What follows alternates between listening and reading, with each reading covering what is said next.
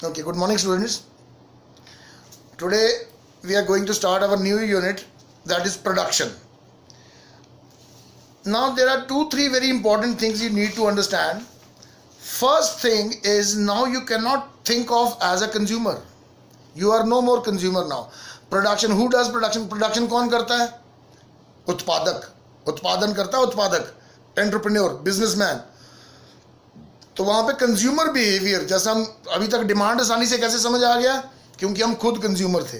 We were consumers ourselves, so it was easy for us to understand consumer behaviour, demand. तो लेकिन अब आपको एक प्रोड्यूसर के पर्सपेक्टिव से, उसके नज़रिए से सोचना है. और फिर अगले तीनों यूनिट, प्रोडक्शन भी, कॉस्ट भी, रेवेन्यू भी. रेवेन्यू के आगे मार्केट है, मार्केट भी. तो production means to think of the area of a producer. वैसे होता क्या है production? What is a production? अगर आप छोटी क्लासों में से पढ़ते आ रहे हो तब तो यही लिखा होगा, यही पढ़ा होगा आपने कि converting raw material into a commodity or a finished good is called production. लेकिन अगर आप उसको ध्यान से देखो, either you called it produce means देश में कितना सामान बना, आउटपुट. लेकिन जब हम प्रोडक्शन बोलते हैं तो वो तो एक प्रोसेस है. Production is not a one time activity की एक हुआ प्रोडक्शन होगी. प्रोडक्शन इज अ कॉन्टिन्यूटी वाली चीज़ है. सो प्रोडक्शन प्रोसेस है. खैर, लेकिन अगर आप इसको इकोनॉमिक्स के पॉइंट ऑफ व्यू से सोचो, वो तो सही है जो आपने छोटी क्लासेस में पढ़ा कि production process is a process which converts raw material into a finished good, या रॉ मटेरियल को फाइनल गुड में कन्वर्ट करता है, या इंटरमीडिएट गुड को फाइनल गुड में कन्वर्ट करता है. That process is called production. लेकिन इसको दूसरे नज़रिए से भी तो देखो, जैसे किसी चीज़ में वैल्यू ऐड करना या उसमें यूटिलिटी. मैंने समझाया था आपको एक दिन मटके का एग्जांपल देके. मिट्टी ऐसे बड़ी है, it has no utility and neither it has a price. ना ही उसकी उपयोगिता है, ना ही उसका दाम है. लेकिन जैसे आप उसको छान के, गूंथ के, आप उसको एक मटका या किसी एक बर्तन का शेप दे देते हो, तो उसमें उपयोगिता भी क्रिएट हो गई और उसमें इकोनॉमिक वैल्यू भी होगी. मतलब आप उसको 5 या 10 रुपये या 20 रुपये का बेच सकते हो या खरीद सकते हो, मतलब उसका मूल्य है. अब तो उसमें इकोनॉमिक वैल्यू भी ऐड हो गई और उसमें यूटिलिटी, उपयोगिता भी ऐड हो गई. तो प्रोडक्शन में ये भी तो होता है. कोई भी उठा लो आप, ये पेपर ही है, ये तो पहले पेड़ था, फिर प्रोसेस हुआ ना, पेड़ को काटा गया, फिर उसकी बार्किंग की गई, फिर उसको मैश करके, फिर सुखा के कागज़ निकाला है. तो प्रोडक्शन तो तब हुई. तो इसमें यूटिलिटी ऐड नहीं कर दी. पेड़ के छिलके पे हम लिख सकते थे. कितने ही यूजेस हैं इसके. तो क्रिएटिंग यूटिलिटी और adding economic value. Creating utility और एडिंग यूटिलिटी, कई चीज़ों में तो ऐसा भी होता है उसमें already it has some utility. जैसे गन्ने का रस है, इट ऑलरेडी हैज़ यूटिलिटी, लेकिन हम उससे गुड़ भी बनाते हैं, फिर उससे चीनी भी बनाते हैं, फिर चीनी से आइस शुगर क्यूब्स भी बना लेते हैं. तो उसकी यूटिलिटी ऐड होती जाती है और इकोनॉमिक वैल्यू भी ऐड होती जाती है. इसी को कहते हैं ना प्रोडक्शन. तो जब आपको यह समझ में आया तब आप इसको इस तरह से भी लिख सकते हो. आप वो भी लिखोगे तब भी वो भी ठीक है जो आप पढ़ रहे हो, कि production is a process of converting raw material into a finished good और converting intermediate good into a final good is known as production. लेकिन आप इसमें ये भी ऐड करो, production is a process of creating और adding both utility and economic value. कोई बात नहीं बेटा, कोई बात नहीं. तो आपको क्या लिंक चाहिए?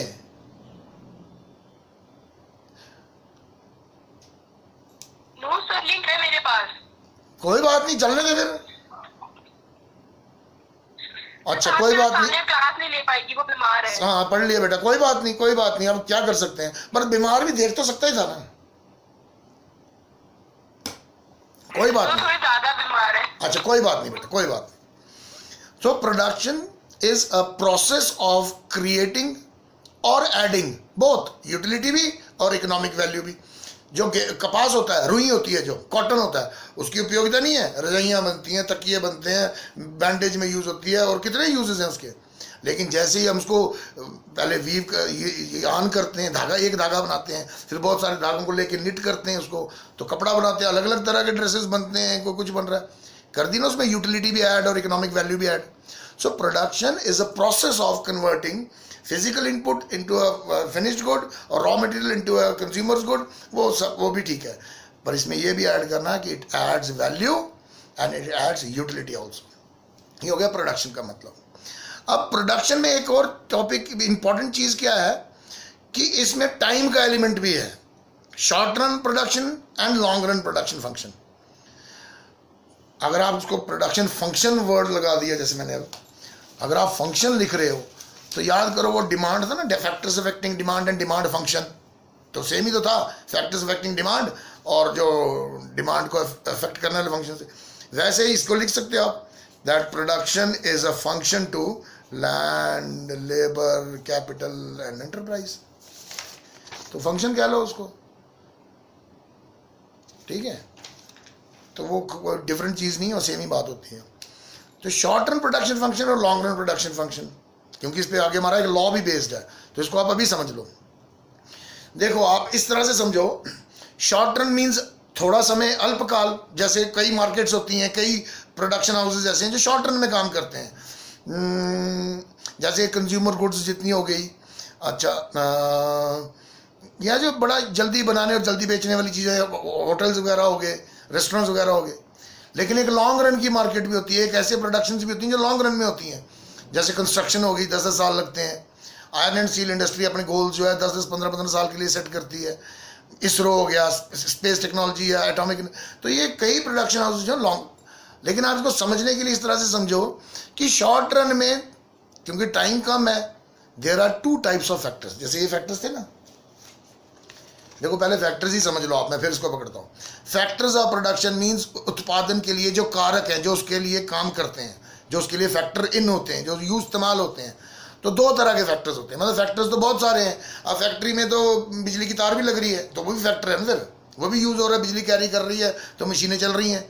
तो इसी तरह, इसी के लिए, आसानी के लिए उन्होंने इकोनॉमिक्स में फैक्टर्स को 2 तरह में डिवाइड किया होता है, प्राइमरी एंड सेकेंडरी. अब आपने पढ़ाई की थी तो पहले प्राइमरी आई थी ना, फिर ही सेकेंडरी में आए हो ना अभी आप, तो वही है, ये प्राइमरी है.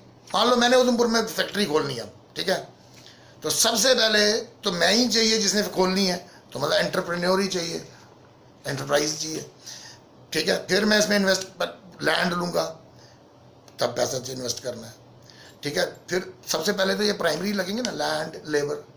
फिर कोई इंजीनियर हायर करूँगा, कोई ड्राफ्टमैन हायर करूँगा, किसी की सर्विसेज लूँगा, डिज़ाइन के लिए लूँगा, इस तरह से होगा ना काम. तो सबसे पहले जो इस्तेमाल होते हैं primary factors of production, land, labour, capital और एंटरप्राइज, ठीक है. उसके बाद जितना सप्लीमेंट्री इस्तेमाल होता है, ट्रांसपोर्टेशन, स्टोरेज, पैकेजिंग, मार्केटिंग, सब कुछ सेकेंडरी फैक्टर्स ऑफ प्रोडक्शन, ठीक है.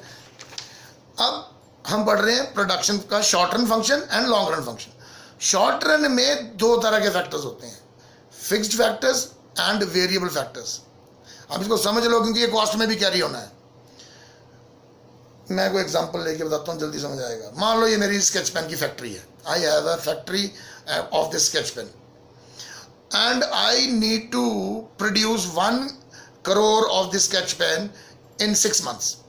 कि मेरे को टाइम पीरियड कम मिला है प्रोडक्शन के लिए और ऑर्डर मिल गया 1 करोड़ पेन का. तो मेरी तो मजबूरी है ना, मैं 6 महीने में नया प्लांट तो नहीं लगा सकता, नई मशीनें तो नहीं ला सकता. तो मेरी फैक्ट्री भी वही रहेगी, फिक्स्ड रहेगी, मशीनें जो हैं वो भी फिक्स्ड रहेगी. मैं इसमें सिर्फ ये कर सकता हूँ कि पहले मेरी मशीनें 4 घंटे चलती थी, तो मैं 6 घंटे चलाऊँगा या 8 घंटे चलाऊँगा या 10 घंटे चलाऊँगा, और रॉ मटेरियल ज़्यादा लाऊँगा, लेबर को शिफ्टों में काम कराऊँगा. तो मैं वेरी मतलब चेंज जिनको कर पा रहा हूँ वो तो यही है, सिर्फ labour, raw material, electricity, machine, running of machinery.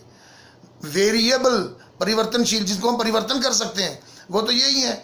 लेकिन कुछ तो फिक्स्ड ही रह गए शॉर्ट रन में, क्योंकि टाइम ही कम है. तो some factors can not be change. जैसे मैं 6 महीने में अगर मेरे को प्रोडक्शन का रिजल्ट देना है, तो 6 महीने में थोड़ी ना मेरा नया फैक्ट्री बन जाएगी, नई मशीनें आ जाएंगी, सब कुछ नया सेटअप, या प्लांट 2 लग जाएगा, या उसका एक सब यूनिट लग जाएगा. ऐसा तो नहीं पॉसिबल. इसीलिए इस तरह से समझने के लिए ये दिमाग में रखो कि शॉर्ट रन में, क्योंकि टाइम इज वेरी शॉर्ट, तो you can not very all the factors, आप सारे फैक्टर्स को चेंज नहीं कर सकते, जबकि लॉन्ग रन में आप कर सकते हो, आप नया प्लांट ही ला सकते हो, नया मैनेजर, नई टेक्नोलॉजी, सब कुछ नया कर सकते हो। तो ये दिमाग में रखना कि शॉर्ट रन में there are two types of factors, fixed factors and variable factors. Fixed factors remains fixed since time is very short, and only variable factors can be increased if you want to produce more. Two types of factors of production: fixed factors and variable factors in short run, whereas in long run all factors are variable. Producer can increase all factors. ठीक है? अच्छा, ये इतना समझ में आया production का meaning, production function, functional relationship जैसे लिखा था। जब ऐसे लिख दिया तो उसके साथ ये आपको सिर्फ एक ही लाइन लिखनी है कि प्रोडक्शन फंक्शन अगर पूछता है examiner, you will write production function expresses the functional relationship between production और output and factors involved in it. जैसे हम डिमांड में लिखते थे कि डिमांड फंक्शन, बाकी तो फैक्टर्स ही हैं, लैंड, लेबर, कैपिटल, एंटरप्राइज। अभी इसमें हमारा टॉपिक है लॉ ऑफ वेरिएबल प्रोपोर्शंस। ऐसे तो 3 कंसेप्ट भी हैं, छोटे छोटे ही हैं, लेकिन मैं उसमें समझा देना था आपको।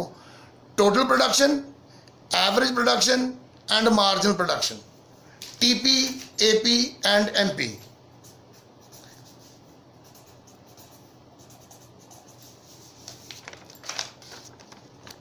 TP total product. अच्छा, इसको कई बुक्स में ऐसा भी लिखा होता है, total physical product, average physical product, marginal physical product. तो आपने कहीं कंफ्यूज नहीं हो जाना, वो एक ही मतलब है। अच्छा, बड़ा सीधा सा मतलब है। Total production means total amount of goods produced by a producer by applying an number of variable factors, कि एक निश्चित संख्या के वेरिएबल फैक्टर्स अप्लाई करने पर या फैक्टर्स अप्लाई करने पर जो उसका टोटल प्रोड्यूस है, जितना वो सामान बना रहा है total, that is a total production, कुल उत्पादन। एवरेज प्रोडक्शन, उसका तो फॉर्मूला ही औसत कैसे निकलता है, total production by variable factors, या लेबर लिख लो कि प्रति व्यक्ति ने कितना प्रोड्यूस किया। जैसे 3 आदमी लगे थे और 33 बोरियां निकाली थी, तो 33 डिवाइडेड बाय 3 करेंगे तो 11, तो प्रति व्यक्ति 11 बोरी आ जाएगी। तो एवरेज प्रोडक्ट मींस प्रोडक्शन पर हेड। देखो ना एवरेज कैसे निकलती है आपकी, व्हाट इज एन एवरेज, औसत क्या होती है, वो वैल्यू जो पर हेड आ रही है सब में बराबर। आपके सबका अलग अलग वो है, हाइट है, लेकिन आपकी हम पूरी क्लास की हाइट को ऐड करें और सब में बराबर बांट दें, तो मान लो आपकी आ रही है सबकी एवरेज हाइट 5.4 या 5.6, तो वो एवरेज हाइट है सबकी, या हर एक बंदे की एवरेज हाइट 5.6 है उस क्लास में, तो वही एवरेज। तो एवरेज किसी की भी निकाल लो। कुल उत्पादन, total output, when it is divided by the labour employed या variable factor employed, you get the average product, औसतन कितना प्रोड्यूस किया जा रहा है।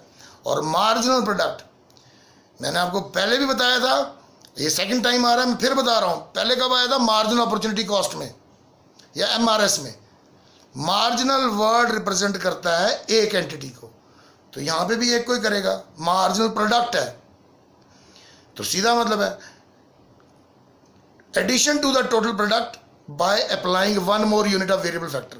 वेरिएबल फैक्टर की एक और यूनिट अप्लाई करने पर टोटल प्रोडक्शन में कितना एडिशन हो रहा है, मैं समझाऊंगा आपको, टेबल के साथ समझ में आ जाएगा। रुको, हम लॉ ही करते हैं सीधा।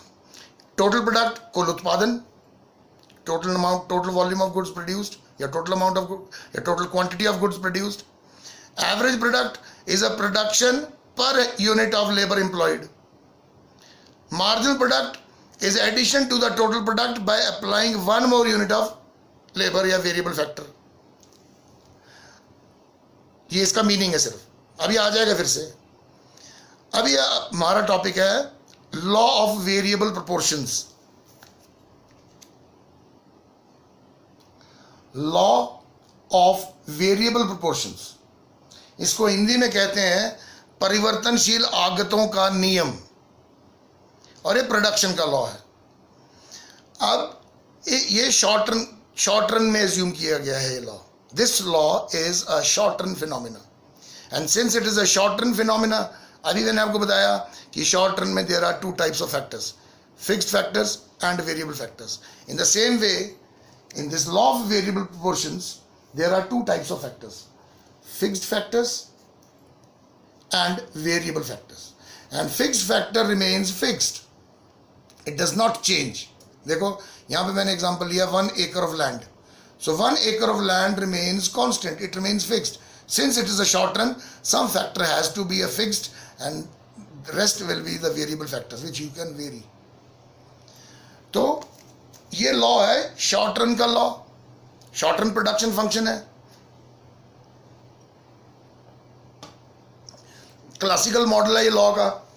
और इस लॉ के according there are two types of factors. अब मैंने बता दिया वो क्यों है दो फैक्टर्स, क्योंकि ये लॉ ही शॉर्ट रन में ऑपरेट करता है. सो दो तरह के फैक्टर्स है, fixed and variable. Fixed remains fixed, they does not change in short run.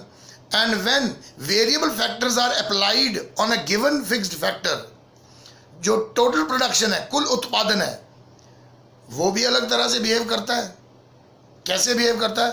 पहले बहुत तेजी से बढ़ता है, फिर धीमे धीमे बढ़ता है, फिर कांस्टेंट हो जाता है, उसके बाद घटना शुरू हो जाता है. ठीक है, मतलब इस तरह से होता है बिहेव. मैंने इसको आगे करना था लेकिन आप ऐसा देख लो. इनिशियली इसकी स्लोप बहुत स्टीप है, मतलब पहले 1 2 3 4, पहले 4 लेबरों ने टोटल प्रोडक्शन में से इतना ज़्यादा पहले 4 लेबरों ने ही कर दिया.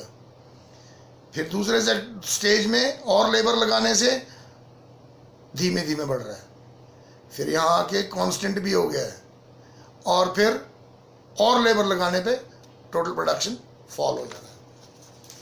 तो ये law is a short run law. According to this law, there are two types of factors of production: fixed factors and variable factors. And if producer wants to produce more of a good, then he can only do so by increasing variable factor, because fixed will remain fixed. And as variable factors are applied on a given fixed factor, the total output या production initially increases at an increasing rate. Then with a further application of variable factors, it increases at a decreasing rate. And finally, if more variable factors or more labors are applied, it starts falling. और इसको explain, ये law का निचोड़ बता दिया मैंने आपको. इस लॉ को एक्सप्लेन करने के लिए उसने 3 स्टेजेस बना दी इसकी. पहली स्टेज को कह दिया law of increasing returns. Increasing returns क्यों? क्योंकि फर्स्ट स्टेज में हर अगला labour is producing more than the previous one. Every next labour is producing more than the previous one.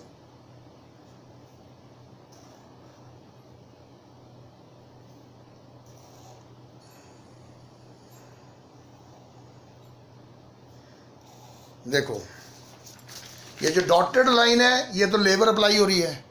एक लेबर लगाया, फिर एक और लेबर लगाया, फिर एक और लेबर लगाया, फिर एक और लेबर लगाया, 4 लेबर लगाए. लेकिन जो सीधी वाली लाइन है, वो सीधी वाली लाइन उसकी उत्पादकता, प्रोडक्शन दिखा रहा है, मार्जिनल प्रोडक्टिविटी. जिसका मतलब है कि पहला लेबर मान लो राम था, उसने इतना प्रोड्यूस किया. अगला लगाया घनश्याम, उसने और ज़्यादा प्रोड्यूस किया. देखो उसकी लाइन और लंबी है. तीसरा वाला उसने और ज़्यादा प्रोड्यूस किया, चौथे वाले ने और ज़्यादा प्रोड्यूस किया. पर ये अकेले अकेले का. तो उसी बेसिस पे ये देखो, पहले लेबर ने 2 प्रोड्यूस किया, दूसरे लेबर ने 4 प्रोड्यूस किया, तीसरे लेबर ने 6 प्रोड्यूस किया, चौथे लेबर ने 8. इंक्रीज हो रहा है हर एक इंडिविजुअल लेबर की मार्जिनल प्रोडक्टिविटी, क्योंकि मार्जिनल मीन्स इंडिविजुअल, तो हर एक का कंट्रीब्यूशन बढ़ रहा है. अब अगर आपको पता हो, ये आगे पहली स्टेज, फर्स्ट स्टेज लिखा है यहाँ पे. अब अगर आपको पता हो कि हर एक आदमी कितना प्रोड्यूस कर रहा है, मतलब ये 2 बोरी अनाज प्रोड्यूस कर रहा है, ये 4 बोरी, दूसरा वाला 6 बोरी, 8 बोरी, तो हम टोटल निकाल सकते हैं ना ऐड कर करके. देखो जब एक लेबर लगी है 1 एकड़ पे, टोटल प्रोडक्शन 2 ही बोरी, क्योंकि 2 ही बना रहा था वो. ठीक, दूसरा वाला अकेला 4 बोरी बना रहा, प्रोड्यूस कर रहा है, तो 2 and 4 becomes 6, 6 and 6 becomes 12 plus 8 20. ये टोटल बन गया. मैंने आपको कराया था ये टॉपिक. जब हमने टोटल यूटिलिटी और मार्जिन यूटिलिटी समझाई थी, टोटल निकालना होगा तो मार्जिनल ऐड होते जाएंगे, 2 + 4 6, 6 + 6 12, 12 + 8 20। लेकिन अगर ये गिवन होता, हमें ये टोटल गिवन होता और हमें मार्जिनल निकालना होता, तब हमने क्या करना था, अगले में से पिछला माइनस। जैसे पहला 2 का 2, फिर 6 - 2 4, फिर 12 - 6 6, फिर 20 - 12 8, ऐसे आना था ना। तो कोई भी टॉपिक हो, चाहे मार्जिनल, अभी जैसे मार्जिनल प्रोडक्ट है, फिर मार्जिनल कॉस्ट आएगा, फिर मार्जिनल रेवेन्यू आएगा, इस तरह के टॉपिक तो आएंगे। तो आपको ये समझ लेना है, ये चीज बिठाओ दिमाग में कि मार्जिनल जब निकालना है, टोटल निकालना हो तो मार्जिनल को प्लस करना है। जब टोटल निकालना होगा सम ऑफ मार्जिनल प्रोडक्ट, लेकिन अगर मार्जिनल निकालना होगा तो वही total product of n - TP n - 1, जो हमने यूटिलिटी में भी कर रहे थे। n हो गया अगला और n - 1 हो गया उससे पिछला वाला, नीचे वाला। तो अगले में से पिछला माइनस करोगे, डिफरेंस निकालोगे तो वो आपका मार्जिनल आ जाएगा। देखो ये आ गई पहली स्टेज, यहां से भी देख सकते हो आप।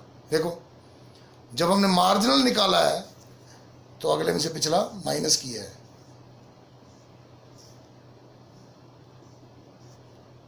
लेकिन जब हमने टोटल निकाला है तब हमने प्लस किया है।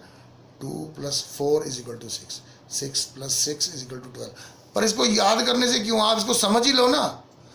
Marginal product means production made by each individual. और जब हमने टोटल निकालना होगा तो हर एक का ऐड, सबकी बोरियां जमा ही करोगे तभी आएगा ना टोटल बोरियां कितनी हुई। तो आप इसको इस तरह से दिमाग में बिठाओ। तो दोबारा लॉ पे आओ। लॉ ऑफ वेरिएबल प्रोपोर्शन में पहला स्टेज है लॉ ऑफ इंक्रीजिंग रिटर्न्स। और वो इंक्रीजिंग रिटर्न इसलिए क्योंकि every next labour is producing more and total product is increasing at faster rate, increasing rate, इसलिए इसको कहा गया इंक्रीजिंग रेट। फिर आ जाओ सेकंड स्टेज पे।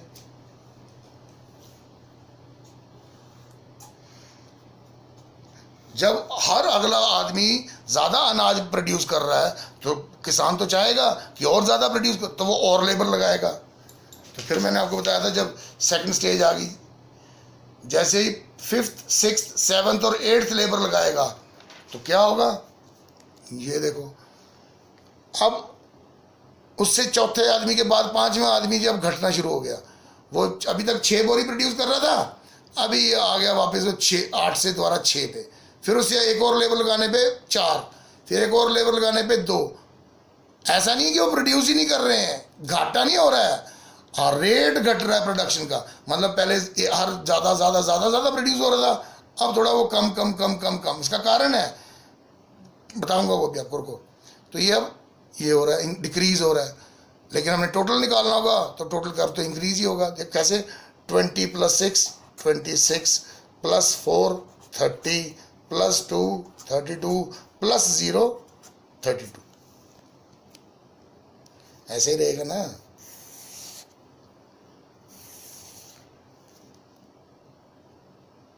सेकंड स्टेज में देख लो, 30 - 26 30 - 26 = 4। और ये 6 कैसे आया था, 26 - 20 करके 6 आया था। 32 - 30 2, और 32 - 32 = 0। तो आ गया डायग्राम में वही मतलब ना। देखो कांस्टेंट वैल्यू आ गई, 32 32 बराबर कांस्टेंट, कि 7वीं लेबर भी 32 प्रोड्यूस कर रही है और 8वीं लेबर भी 32 ही प्रोड्यूस कर रही है। ये टोटल प्रोडक्शन का कर्व है ना। ये देखो ऊपर कांस्टेंट आ गया कि 7th लेबर भी उतना ही प्रोड्यूस कर रही है और एक और लेबर लगाने पर भी उतना ही प्रोड्यूस कर रही है। और अगर किसान फार्मर है जो इसके बाद फिर और लेबर अप्लाई करता है तो फिर आउटपुट स्टार्ट्स फॉलिंग। तो ये आ गया वो फॉलिंग, -2 -4। अब प्रोड्यूस करने के बजाय अनाज बेकार हो रहा है, बर्बाद हो रहा है, तो कुल उत्पादन तो घटेगा ही ना। फिर 32 minus 2 30, 30 minus 4 26। तो देखो टोटल प्रोडक्शन कर्व नीचे आना शुरू हो गया, फॉल 32 के बाद 30 26। सो ये लॉ का निचोड़ है। अब इसने तीनों स्टेजेस का नाम दिया हुआ है, इसको कहा हुआ है law of increasing returns. Why? Because here returns are increasing at increasing rate, which also means that marginal productivity is increasing। देखो ना, अभी एक आपका टॉपिक और भी है, ये वाला। जब हम तीनों का रिलेशनशिप करेंगे तो वो रिलेशनशिप ऐसे नहीं आएगा, वो जो इस टेबल में दिख रहा है वो वैसा ही आएगा। जैसा इस टेबल में रिलेशनशिप टेबुलर फॉर्म में दिख रहा है, तो जब हम इन तीनों को, तीनों means total product, average product और मार्जिनल प्रोडक्ट, जब हम तीनों को डायग्रामेटिकली ड्रॉ करेंगे तो वो इस तरह का बनेगा। तो आप इधर भी देख सकते हो, डायग्राम में भी वैसे ही हो रहा है। तो according to this law, when variable factors are applied on a given fixed factor, total product increases in 3 different ways. Initially it increases at an increasing rate, then it increases at a decreasing rate, and it becomes constant where stage 2 ends, और इसको नाम दिया decreasing returns. और third का नाम दिया उन्होंने law of diminishing returns या law of negative returns. Negative इसलिए क्योंकि इसमें टोटल आउटपुट